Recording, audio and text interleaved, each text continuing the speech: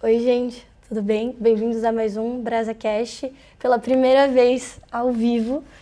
Estamos aqui juntas presencialmente na Brasa Summit Europa 2025 em Paris, com a Yasmin, para a gente conversar um pouquinho mais sobre a comunicação no Brasil e um pouco mais sobre o estudante de comunicação no exterior e como a gente consegue aplicar isso na nossa própria cultura. Então, Yasmin, se você puder falar um pouquinho sobre você, sobre o seu trabalho, sobre o seu painel aqui também na Summit Europa, conta um pouquinho pra gente. Nossa, eu fui a primeira convidada presencial da BrasaCast, que legal, hein? Que honra, assim. E vim lá do Brasil para participar aqui da Brasa Summit, inclusive uma honra, obrigada por terem me recebido tão bem. Faz alguns meses, né, que a gente está alinhando essa participação desde que recebi o convite. Fiquei muito feliz, muito honrada, né? Eu sou criadora de conteúdo, eu sou apresentadora e tive por 5 anos um podcast chamado Vênus, que foi o primeiro videocast feminino do Brasil. Então, o nosso painel foi sobre vozes digitais. Eu participei junto com a Luana Carolina, que também é de estratégia digital. E foi muito interessante a conversa, porque a gente falou sobre criação de comunidade, a gente falou sobre responsabilidade na frente das câmeras e do microfone, a gente deu insights e conselhos sobre quem quer se aventurar no mundo aí da criação de conteúdo, sobre criar relacionamento, agregar valor ali ao seu conteúdo, criar produto, criar empresa. Então foi um ótimo bate-papo. Obrigada por terem me recebido. Muito, muito obrigada. Como você falou, o podcast da Vênus, ele era muito singular em questão de ser o primeiro podcast, o primeiro videocast feminino do Brasil, certo? Então eu queria te perguntar um pouquinho mais sobre o impacto que você vê disso tudo na criação de conteúdo feminino no Brasil. Olha, quando a gente inicia o Vênus Podcast foi em janeiro de 2021. Pense que não existia nenhum podcast em vídeo nesse formato apresentado por mulheres, nenhum. Foi o primeiro, e a gente chegou com essa demanda de precisamos então aumentar o público feminino, porque era 95% de público masculino que consumia podcast contra 5% do público feminino. Então, qual que era o desafio? A gente precisava crescer esse público feminino sem perder o público masculino, para a gente ter esse estilo de conversa super variada e tudo que abrange várias esferas e vários temas. Então, durante um tempo, o nosso principal desafio foi esse.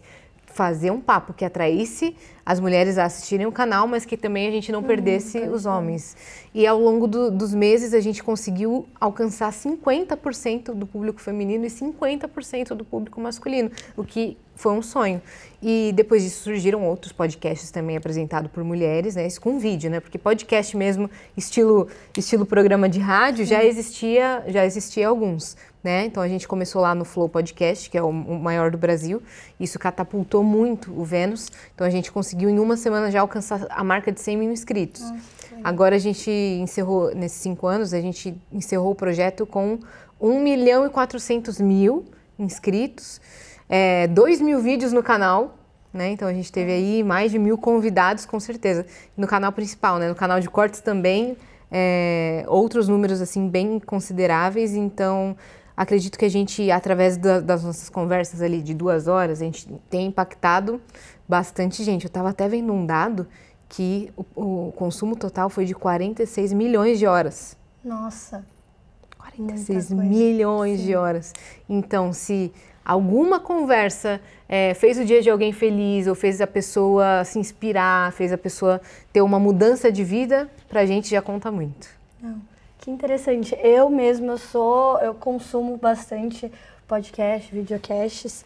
Eu gosto muito da Lela Brandão. Amo, Gostosas Também Choram. Sim. Adoro o podcast dela. Acompanho outras criadoras de conteúdo dos Estados Unidos também. Então... O Call Her Daddy. Ai, esqueci. Do Everything Goes com a Emma... Emma Chamberlain. Everything Goes? Acho que é isso. Anything Goes. Anything Goes. Então, eu adoro esse tipo de conteúdo e realmente nessa era do TikTok, do conteúdo de 15 segundos, que ninguém consegue prestar atenção por mais de 3 segundos em um vídeo do tamanho da sua tela, que você precisa lutar realmente pela atenção de quem está ali do outro lado da rede social. Eu gosto muito de entender um pouquinho mais sobre como os podcasts funcionam e essa forma de conteúdo tão diferente nessa era de transformação digital que a gente está. E nisso eu queria te perguntar um pouquinho como você vê o futuro, a inovação dos podcasts ainda, que antes não existia um videocast, agora é um formato muito conhecido, inclusive o Gostosas Também Choram agora está em vídeo. Então, como você vê o futuro dos podcasts e desse mercado no geral? Então, o auge, né, o pico de consumo ali de videocast foi durante o período da pandemia, né? Porque foi meio que fazia a galera de casa sentir como se estivesse interagindo socialmente novamente, né? E estivesse ali ou numa mesa de bate-papo, se sentindo parte ali de uma interação social que estava em falta. Então, esse foi o tempo do hype de podcast em vídeo. Então, ali foi o auge. Depois, quem se estabeleceu no mercado, quem se estabilizou, conseguiu aí seguir com uma audiência, com uma comunidade. E quem não conseguiu seguir, acabou encerrando o projeto, né? A gente conseguiu ali seguir por 5 anos, o que é bastante, né? Numa frequência de 3, 4 vezes na semana. Nossa, ao vivo. É muita coisa. É muita coisa. Por um lado, é uma grande escola, né? Pra gente. A gente também aprende muito em podcast. Por outro, realmente, você vê que era uma rotina meio esgotante de energia mental, né? E aí eu vejo que o algoritmo mudou de novo e as pessoas, quando voltaram a trabalhar presencial, passaram a consumir só os cortes ou consumir episódios assim, eu gosto dessa pessoa, então não dá para assistir todos da semana, eu vou escolher só um para assistir. Então, houve muito podcast, muito episódio para pouco tempo de consumo.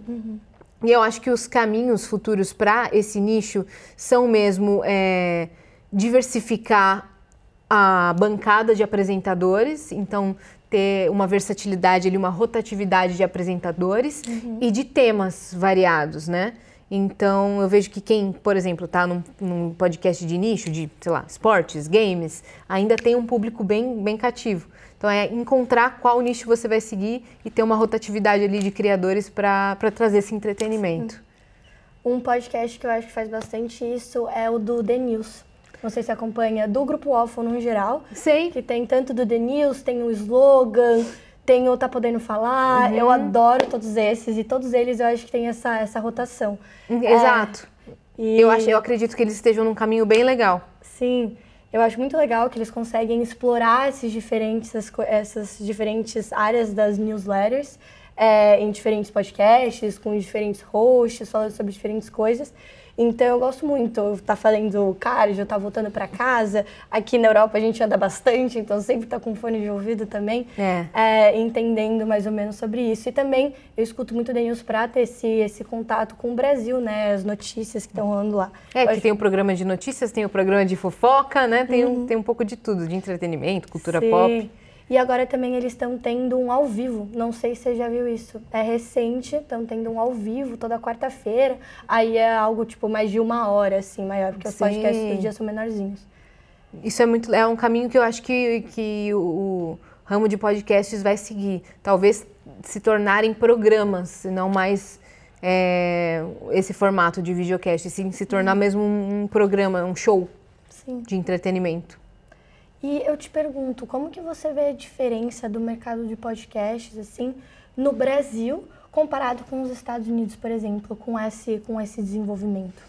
Então, esse formato de podcast em vídeo começou lá, na verdade, né, com o Joe Rogan. E até o pessoal do Flow, que foi quem, né, nos abriu as portas, se inspirou nesse formato e implementou no Brasil. Nos Estados Unidos já está mais avançado, então a gente vê até o tipo de plataforma que se consome lá. Por exemplo, a concorrência do YouTube é a Apple, né? Nossa. Para consumir podcasts. É a concorrência. E aqui você vê que não, que YouTube e Spotify ainda são as matrizes ali. Então, eu acredito que os Estados Unidos, eles acabam estando ali um passo à frente no tipo de conteúdo, eles mostram pra gente qual caminho seguir e a gente coloca aqui no Brasil. Até também para outros formatos, como aqueles formatos de estar nessa bancada assim e descobrir quem é o impostor, né? De esses formatos novos de 30 contra 1, de date, de estourar o balão. Então a gente traz muitos formatos da gringa. Então, eu acredito que lá o consumo esteja mais rápido, está mais aquecido, o mercado está mais acelerado. Agora, na Europa, eu acompanhei também esse movimento do surgimento de videocast, sabia? Porque a gente veio fazer aqui o Vênus em Portugal. Em 2023, quem trouxe a gente foi a Sony Music. Para a gente achar um estúdio de podcast em vídeo, foi difícil. Sim. De achar essa mesma estrutura. Então, a gente pesquisou e tal e viu que alguns estavam fazendo isso. Tinha um comediante fazendo, tinha outro. Então, estava nesse crescimento. Então, a gente acompanha que começa num lugar, aí vai para outro, também dá certo, aí outros países também fazem e vai nesse caminho natural. Então, eu acho muito interessante tudo que você falou, principalmente pensando como a gente trabalha aqui na Brasa, né? Porque a Brasa é uma associação de estudantes brasileiros que todo mundo mora no exterior. Então, a Brasa é sobre essa inovação, esse conhecimento que a gente adquire estudando no exterior, estando numa cultura no exterior e traz para a realidade brasileira. Então, eu acho que tudo que você falou faz total sentido. Então, eu quero até te perguntar como que você vê o papel da Brasa nessa inovação que vem de fora para o Brasil, nesse conhecimento de quem estuda fora e volta para o Brasil para aplicar tudo isso. Puxa, o impacto é gigantesco, né? Eu não tinha tido contato com a Brasa antes, né? Fui conhecendo aí nesses últimos meses, né, de alinhamento, mas o Igor, que é do Flow, ele já tinha feito um painel lá no Brasil. Sim. Então, o pessoal já conhecia e tudo mais. E aí, só nessa semana que eu tô aqui para a Brasa Summit, eu conheci estudantes brasileiros que moram na Espanha, Portugal, Holanda, que moram na Inglaterra, né? Então, uma galera, e de nichos diferentes, de tipos de faculdades diferentes, cursos diferentes, que estão tendo essa experiência enriquecedora, estão buscando aprender, se desenvolver com novas habilidades.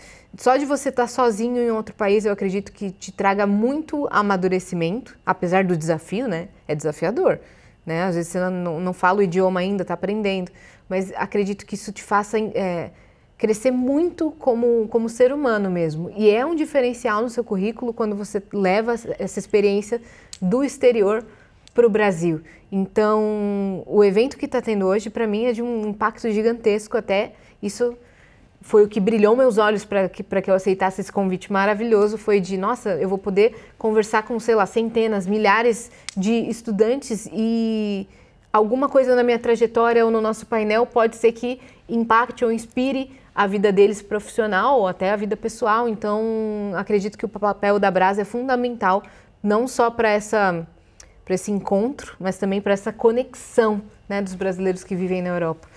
Deu para ver que o pessoal estava super feliz, assim, se conhecendo, tendo o contato de volta com coisas da cultura brasileira. O pessoal, ai, coxinha, ai, guaraná.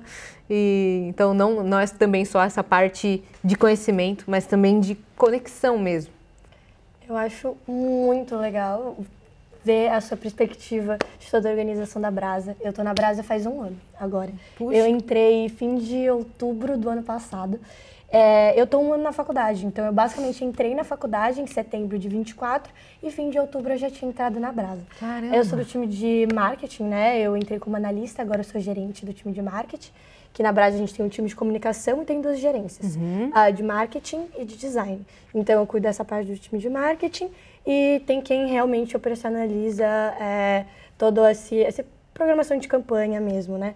Com audiovisual, com o design gráfico mesmo. E é muito legal ver a experiência, que é muito singular. É muito singular, porque não é um estágio, né?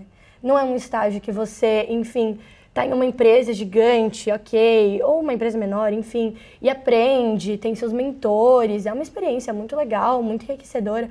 Mas a Brasa não é um estágio, mas a Brasa também não é um clube da faculdade, não é uma atlética que, ok, você organiza eventos em uma proporção pequena. Não, a gente organiza conferências em países diferentes. Eu fui na conferência agora na Brasa em Casa em julho, e tô aqui, essa é a minha 2ª conferência, Mas mês passado aconteceu a Brasa Summit Américas, que foi nos Estados Unidos. Isso é muito legal. Então, a diferença de logística entre países diferentes, entre públicos diferentes, porque o público que vem para a conferência aqui na Europa é diferente do estudante brasileiro que estuda nos Estados Unidos, por exemplo.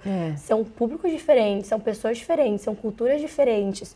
Uma coisa é viajar, não sei, de Miami até Boston, por exemplo. Outra coisa, eu estava na Espanha, eu vim para Paris, é outra coisa. Então, acho muito interessante essa mescla de culturas. Eu queria ter tido essa oportunidade quando tinha essa idade, assim. Sei que não tem idade para essas coisas, mas eu queria ter tido a oportunidade de estudar fora do Brasil, de ter isso no meu currículo.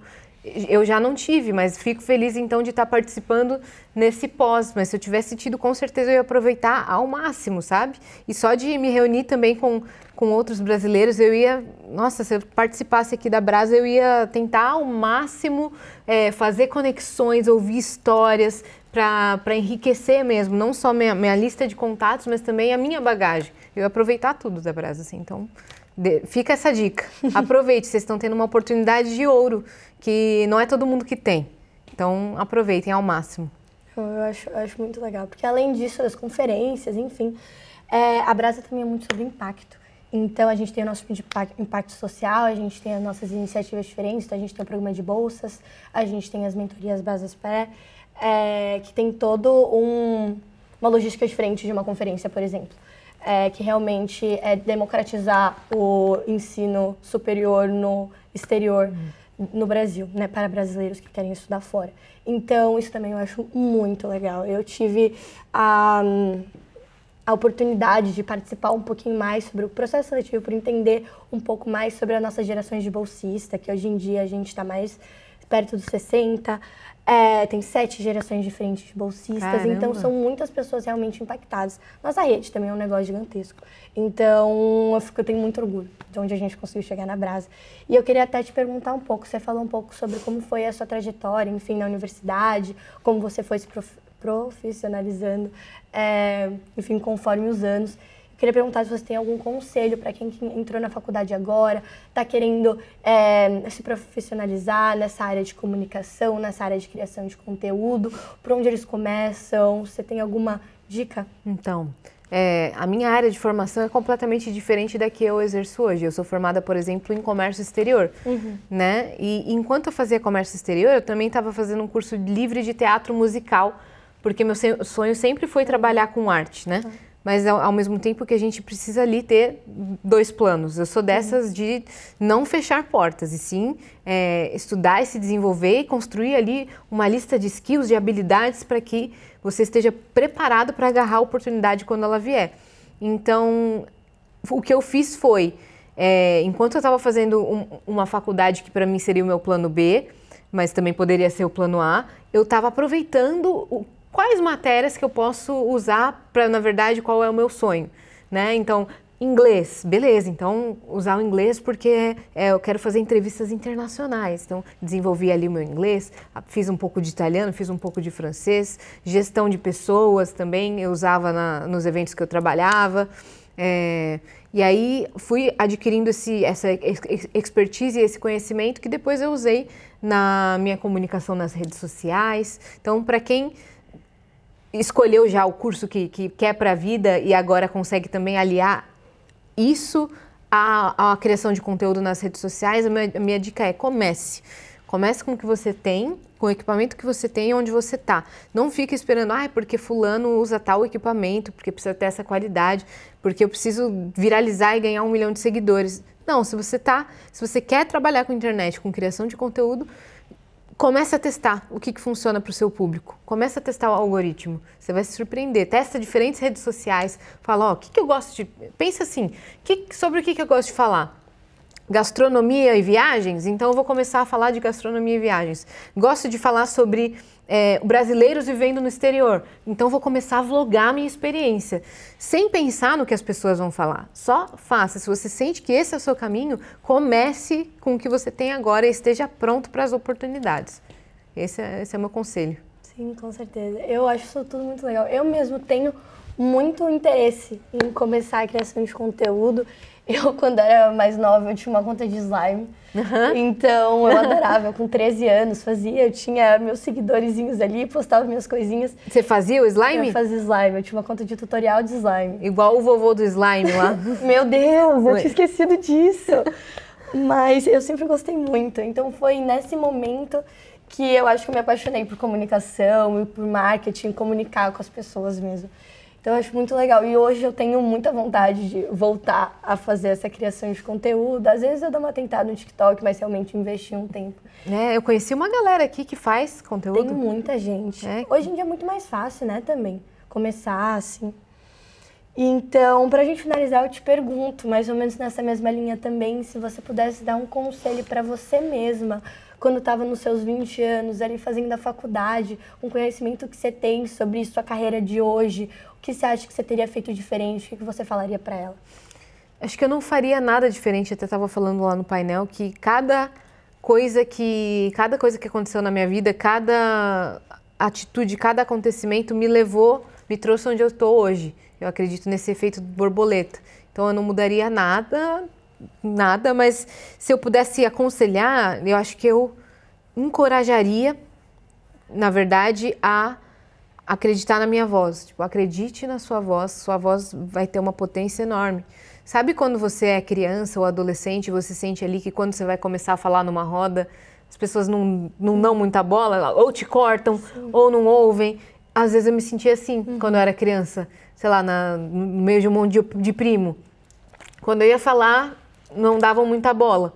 E aí, hoje, ver que a minha voz tem um impacto nas redes sociais e na vida das pessoas é até um contraponto assim muito grande. Então eu diria, você tem muito potencial, acredite no poder da sua voz e tenha coragem e a autenticidade de ser você mesmo. Não segue trend não, aí eu ia falar, o que é trend? Você vai saber um dia. E continue com seus conteúdos autênticos acreditando na sua voz, acho que eu diria isso. Muito obrigada, Yasmin. De verdade, conseguir, depois de ter feito tantos episódios do BrasaCast, conseguir ter essa troca junto com você aqui presencialmente é muito enriquecedor. É muito, muito, muito legal mesmo. Muito obrigada por ter topado o convite. Obrigada a você. Muito obrigada por ter vindo para a nossa conferência, que a gente ainda consiga te ver em várias outras conferências aqui da Brasa. Tomara. Ano que vem tem Brasa Summit Europa 2026. Deus sabe onde, vamos ver. E muito obrigada por compartilhar um pouco mais sobre a sua trajetória, sobre a sua visão.